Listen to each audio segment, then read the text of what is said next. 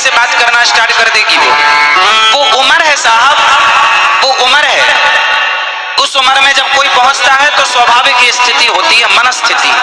इसलिए हमारे बाप दादों ने परंपरा बनाई कि यदि वो आध्यात्म से जुड़ा है तब तो वो साधु हो सकता है, और यदि कोई आध्यात्म से नहीं जुड़ा, सत्संग से नहीं जुड़ा और शादी नहीं हो रही है तो वो अपने आप वैश्यागामी हो जाएगा। तो गाइस, आप सभी का वेलकम है अनिरुद्धाचार्य जी के और एक नई वीडियो में। इस वीडियो में महाराज जी लाइफ में जो शादी होती है उसके बारे में, पति पत्नी के रिश्ते को लेकर क्या बता रहे हैं, आइए जानने का प्रयास करते हैं। 1 लाख लोगों से आप यही सवाल पूछना कि आपने विवाह क्यों किया। सही उत्तर 1 लाख में शायद कोई एक दे सके। आपने विवाह क्यों किया? सबका उत्तर यही होगा, हमने वंश वृद्धि के लिए विवाह किया, हमने वंश वृद्धि या सुख के लिए विवाह किया। जबकि विवाह का उद्देश्य वंश वृद्धि नहीं है, विवाह का उद्देश्य भोगों का सुख भी नहीं है। कोई भगवान राम से पूछे कि आपने विवाह क्यों किया, तो क्या राम का भी उत्तर यही होता जो आपका है? ये प्रश्न सामान्य है ना, सब पूछ सकते हैं, पर इसका उत्तर कितना गहरा है कभी आपने विचार नहीं किया होगा इन सवालों पर कि हमने विवाह क्यों किया। आप आज्ञा करो तो मैं उत्तर दूं इसका, उत्तर दूं। जैसा कि आप लोगों ने कहा वंश वृद्धि, ये तो होगा ही, इसमें कोई दो मत नहीं। एक छोटी सी बात आपको समझनी पड़ेगी इस बात के लिए। किसान जब खेत में गेहूं बोता है, ध्यान से समझना, किसान जब खेत में गेहूं बोता है तो गेहूं के बदले उसे गेहूं तो मिलती ही है, पर एक चीज उसे फ्री में मिलती है। बताओ क्या? क्या? भूसा, भूस, जानते हैं भूसा? हाँ, भूसा, भूस। किसान जब खेत में गेहूं बोता है तो वो भूसे को मध्य नजर रखकर नहीं बोता कि भूसा मिलेगा, भूसा तो मिलेगा ही। उद्देश्य भूसे की प्राप्ति नहीं है, भूस की प्राप्ति उद्देश्य है गेहूं के अन्न मिले हमें। भूसा जाएगा कहां? वो तो आएगा। जैसे गेहूं के साथ भूसा मिलेगा ही, जाएगा कहां? उसी तरह विवाह करोगे तो संतान, प्रतिष्ठा, वैभव, संसार का सुख, धन वैभव, काम करोगे तो पैसे कमाओगे, जाएगा कहां? विवाह करने के बाद संसार का सुख तो भूसे की तरह वो तो मिलेगा ही, जाएगा कहां? लेकिन उद्देश्य उस भूसे को पाना नहीं था। भाई विवाह किया है तो बच्चे होंगे, स्त्री पुरुष का संबंध होगा तो संतान होगी, जाएगी कहां? उद्देश्य संतान पाना नहीं है, क्योंकि ये तो बंदर भालू के भी हो रही है, कुत्ता बिल्ली के भी हो रही है। उद्देश्य क्या है? शादी हमने क्यों की? बहुत गंभीर बात है, ध्यान से समझो। जब आपका विवाह नहीं होता तो आपका मन ज्यादा चंचल होता है, अन्य स्त्रियों में या अन्य पुरुषों में जाने की संभावना ज्यादा रहती है। परंतु जब विवाह हो जाता है तो अन्य स्त्रियों से मन हटकर एक स्त्री में केंद्रित हो जाता है, अपनी अर्धांगिनी में।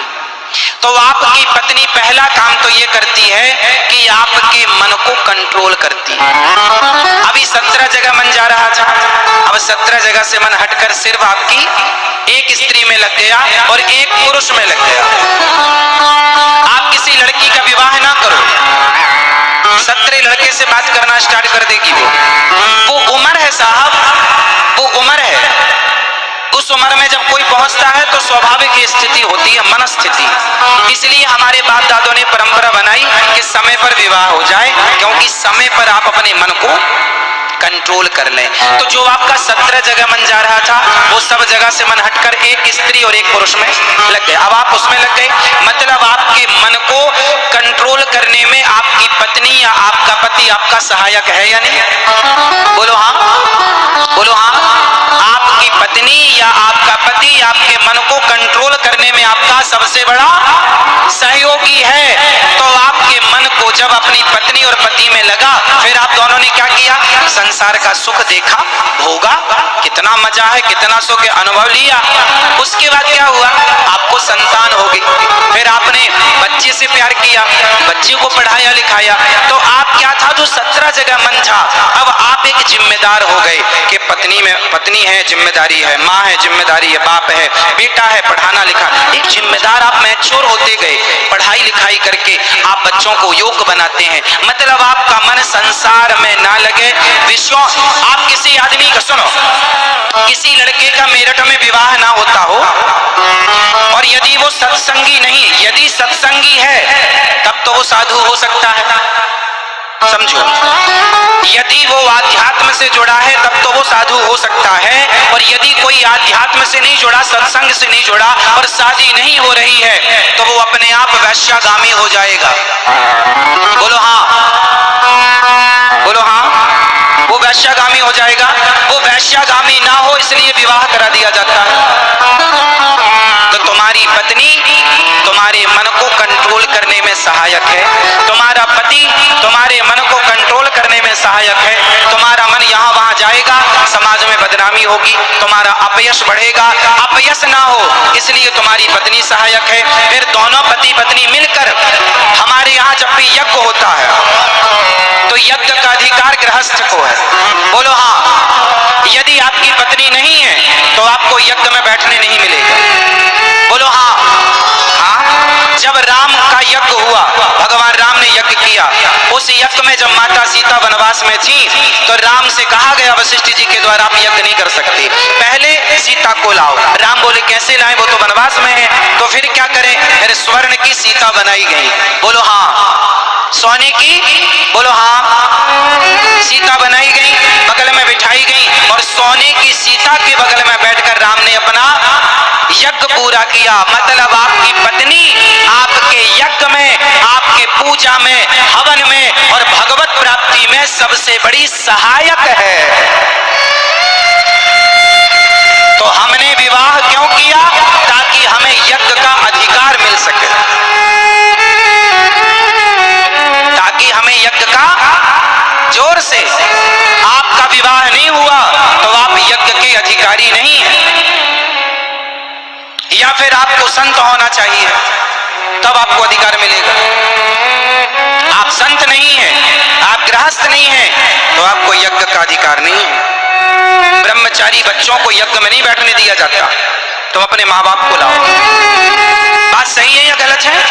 तो आपकी पत्नी, आपके पति आपके केवल भोगी के साथी नहीं है, संतान के बढ़ोतरी के लिए साथी नहीं है, बल्कि आपकी पति और पत्नी दोनों मिलकर कंधे से कंधा मिलाकर आप दोनों भगवान की ओर बढ़ेंगे।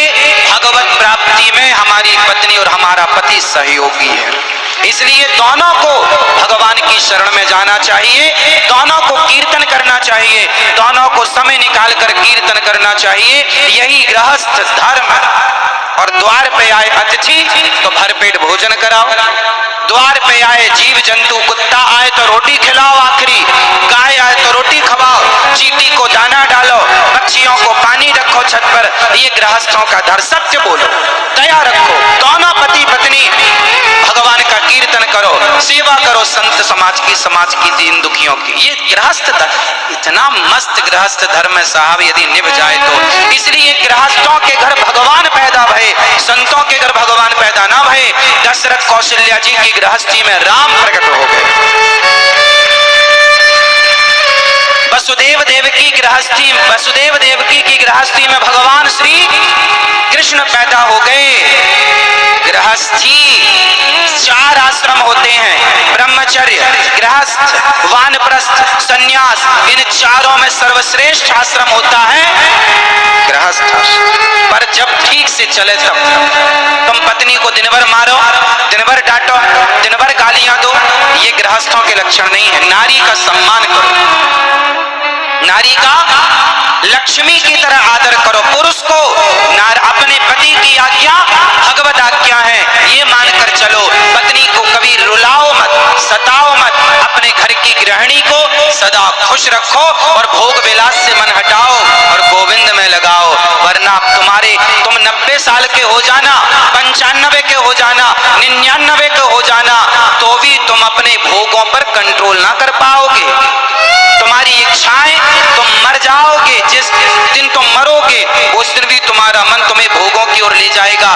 ये माया इतनी प्रबल है साहब, इसलिए जो भगवान की शरण में जाता है वही इन माया से बच पाता है, वरना भोगी बन करके मर जाओगे। इच्छाएं पूरी हो गई हो किसी की तो मुझे बताओ, तुम और कर लेना पूरी, फिर बताना मिलना 4 साल बाद हमें, हम फिर आएंगे मेरठ, बताना इच्छाएं पूरी हुई। जिस दिन तुम मरोगे उसके एक दिन पहले भी अपने आप से सवाल करना, क्यों मन पूरा हुआ, इच्छाएं पूरी हुई, तो आपके अंदर से आवाज आएगी अभी नहीं। ये ठगता है तुम्हें मन तुम्हारा, और तुम्हें लगता है कि हम संसार के लोगों से दुखी हैं। ना जी, आप अपने मन की तमाम इच्छाओं से दुखी। तो अब बताओ आपने विवाह क्यों किया? विवाह का सही उद्देश्य क्या है? जो आप बता रहे थे वो, या जो हमने कहा वो? बताओ। जो आपने कहा वो भी सही है, गलत नहीं है, लेकिन वो तो हो गई, जाएगा। मुख्य उद्देश्य है भगवत प्राप्ति, ईश्वर की प्राप्ति। यदि तुमने गृहस्थ में रहकर भगवान को नहीं पाया, सोचो तो क्या पाया? बताओ। जो आपने कहा वो भी सही है, गलत नहीं है, लेकिन वो तो हो गई, जाएगा। मुख्य उद्देश्य है भगवत प्राप्ति, ईश्वर की प्राप्ति। यदि तुमने गृहस्थ में रहकर भगवान को नहीं पाया, सोचो तो क्या पाया? ऐसे ही वीडियो देखने के लिए हमारे चैनल वृंदावन ट्यूब ब्लॉग्स को सब्सक्राइब जरूर कर देना गाइस। मिलते हैं नेक्स्ट वीडियो में।